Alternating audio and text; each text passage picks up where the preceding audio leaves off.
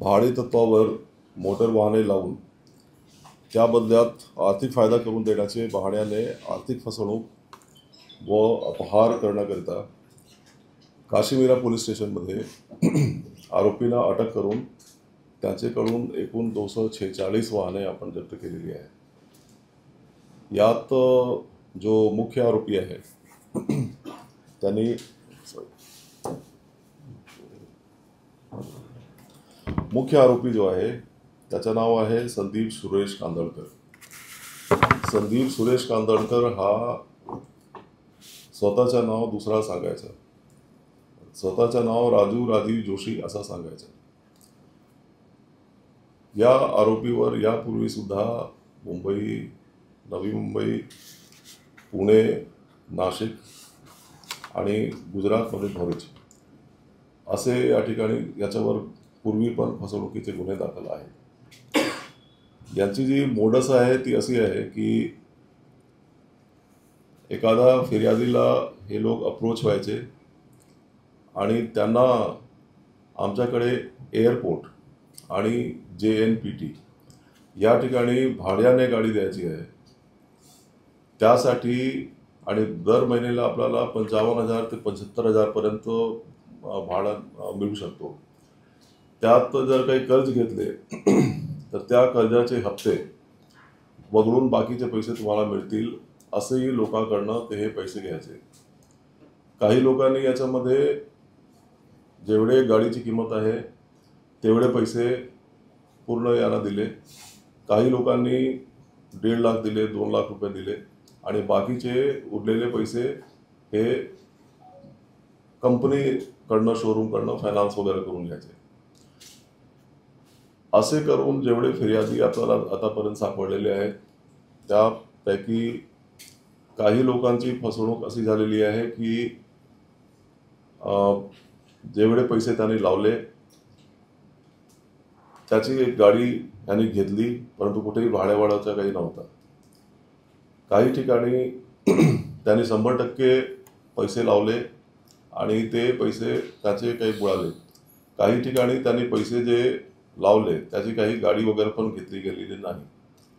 काही ठिकाणी जिथे सिबिल स्कोअर त्यांचा कमी होता त्यात यांनी कंपनीचेच नावावर गाडी घ्या असं त्यांना सांगितलं आणि या पद्धतीने वेगवेगळ्या प्रकारचे फसवणूक झालेली आहे लोकांची.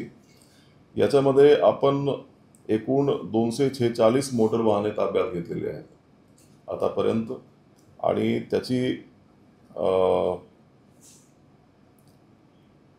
जो किंमत आहे ती आहे सुमारे 25 कोटी.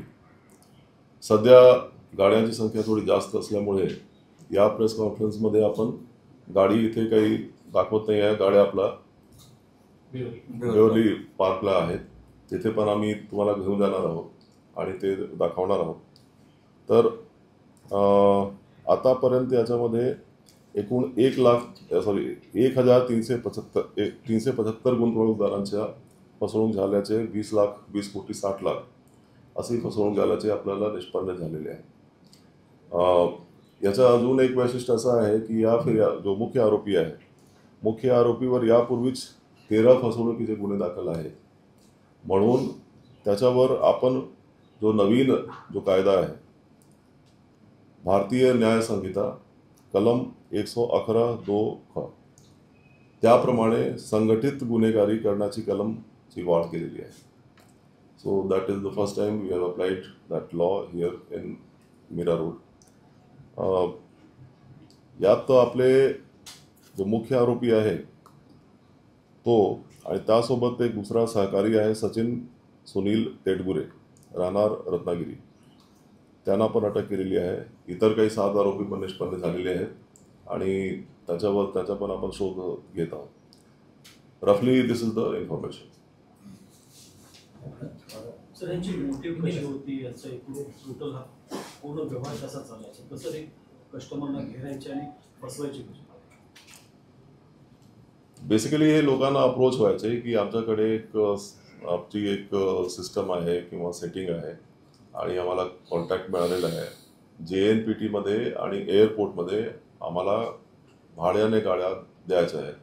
त्यासाठी आम्हाला गाड्या पाहिजेत आणि आपण जे गाड्या हे करणार आहोत त्याचा 55,000 ते 75,000 आम्हाला भाडा मिळणार आहे.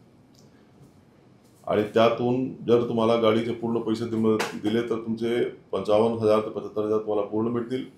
जर तुम्ही काही गाड्या फायनान्स करायला लावला तर तुमचे स्वतःचे गुंतवणुकीचे जेवढे पैसे आहेत त्यात फायनान्सवाला जो हप्ते आहेत ते वजा करून बाकीचे पैसे तुम्हाला मिळतील.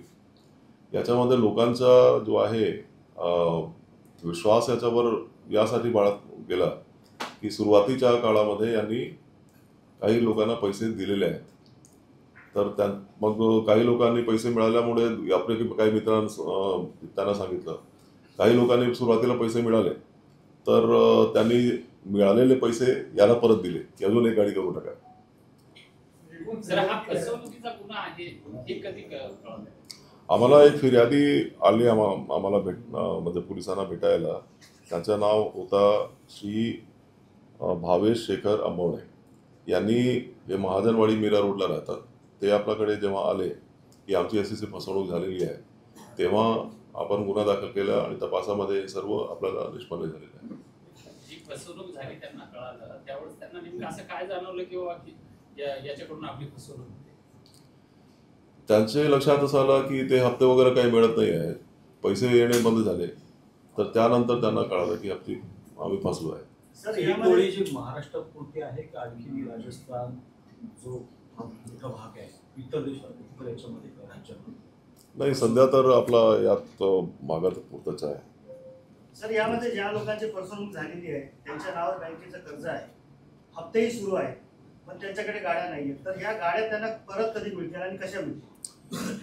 आम्ही याच्या बाबत जे न्यायालयीन प्रक्रिया आहे त्यात लवकरात लवकर ते पूर्ण करून फिर्यादींना ज्या आपल्या गाड्या आहेत ते ज्याच्या नावावर आहे असे त्यांना परत करण्याचा आमचा निर्धार आहे. त्याच्यामध्ये बँकवाले पण काही इन्व्हॉल्वमेंट असतील का? कारण की गाडी सध्या तरी तसा काही दिसून येत नाही आहे. सर, अजून एक प्रश्न आहे की आता ऑलरेडी हे लोक फसलेले आहेत, पण अशी एक माहिती आहे की काही लोक त्यांना गाड्या सोडून देण्यासाठी सुद्धा पैसे मागतायत किंवा त्याची पिळवणूक होण्याची शक्यता अशी एक माहिती आलेली आहे. तर त्यांना सोप्या आणि चांगल्या पद्धतीने त्यांना गाड्या हँडओव्हर होतील अशी काही हा, ते तुमचा प्रश्न मी ऑलरेडी त्याचं उत्तर दिलेलं आहे की आम्ही न्यायालयीन प्रक्रिया लवकरात लवकर राबवून यांना त्याच्या जे मालकीचे जे काही हक्क आहेत ते परत त्यांना मिळवण्याचा प्रयत्न करतोय.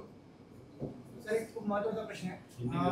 ऑलरेडी यांच्यावरती 13 ठिकाणी गुन्हे दाखल आहे, हा 14वा, आणि अजूनही काही गुन्हे उघडकीस येतील भविष्यामध्ये. तर एवढे गुन्हे करण्याची यांना कुठून ताकद येते की कायदा कमी पडतो याच्यामध्ये? आपण आपल्याकडे एक तक्रारकर्ते आलेले आहेत, त्यांनी जी तक्रार दिली त्याच्यावर आपण कायदेशीर गुन्हा दाखल केलेला आहे आणि त्यात आपण मोठी जे आता नवीन जो कायदा आलेला आहे त्यातले डिटरंट सेक्शन आहे ते आपण लावलेले आहे. सर, यामध्ये ज्या गाड्या आता आपण जप्त केलेल्या आहेत त्या गाड्या नेमक्या कुठल्या कुठल्या भागामधून आपण आणल्या? त्याचं काय मुंबई पार्किंगला लावलेलं आहे. बेसिकली सर्व इथे ठिकठिकाणी काही ठिकाणी यांनी पार्किंगला लावल्या होता, तिथून आपण ह्या गाड्या लावलेल्या आहेत. मुंबई परिसरात मुंबईत. तुमच्या का ऑल ओव्हर महाराष्ट्र? नाही, मुंबईत. सर, या आरोपींनी क्रिप्टोच्या नावाखाली देखील काही लोकांची फसवणूक केल्याची माहिती आहे. त्या संदर्भात आपण काही गुन्हा दाखल करून काही तपास करतोय? नाही, क्रिप्टोचा जर काही वापर झाला असेल आणि त्याचा काही वेगळा गुन्हा दाखल करायचा असेल तर आपण नक्की करू.